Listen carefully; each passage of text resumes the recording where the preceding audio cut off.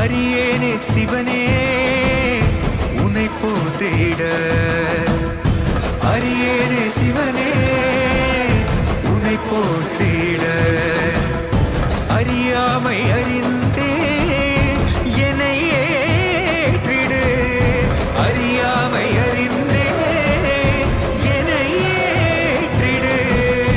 உன்னுள்ளே என்றும் வாழ்பவனை, மாயத்தின் வாயில் வீழ்பவனை நீயே காப்பாற்று. என்னை ஆளும் சிவனே, யாரு கடமைக்காரன்?